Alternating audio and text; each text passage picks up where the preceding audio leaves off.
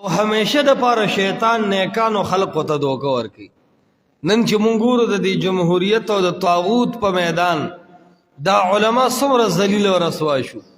اگر چې دا علما دیم نه خو په دې سر یو سپین پټکې پروت دی، په دې مخ ډېره ښکلې سپینه ږیره ده او ډېر ښایسته او نوراني مخونه دي، د چا په دې سر باندې زیړ پټکې پروت دی، خو هغه کله د یو ښځې په سر لاس ایښی دی، کله هغه ښځې سره غاړه میلاوي، کله هغه شیعه سره ناست دی، کله د ډمانو سره ناست دی، او فاجران فاسقان د دغه علماو مقابله کې ولاړ دي، هغه فاجران یې ګټي او دا دغسې ناست دي.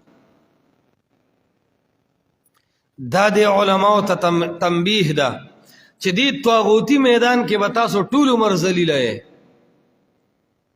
بشارتونه خو دومره وي چې هر یو ما پیغمبر علیه السلام په خوب کې لیدلی دی چې مونږ به ګټو. افسوس دی پتا العیاذ بالله نقل کفر نه باشد. پیغمبر علیه السلام تا ته دروغ ویلی دي، خو پته لګي چې پیغمبر اډو ویلی نه دي، نه پیغمبر پاک د کفري او د طاغوتي نظام او د جمهوریت د نظامونو تاییدونه کوي.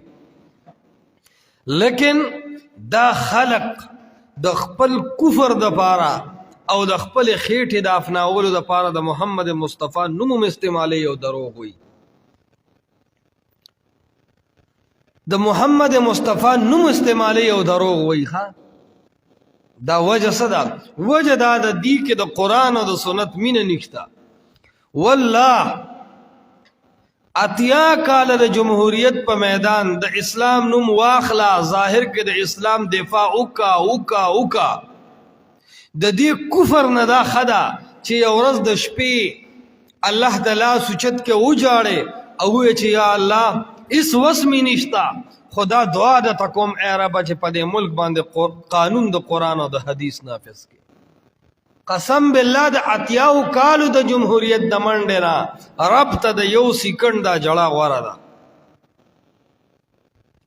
نو دا علما چې رستر ذلیله کیږي او رسوا کیږي، د دین او د پټکی او د علم او د مولا بې عزتي کیږي، دا د دې طاغوت پرسته جمهوریت پرستو قبر پرستو او دین پروشو خلکو د لاسه کیږي. نو دا شیطان په دې باندې دوکه کړی دی.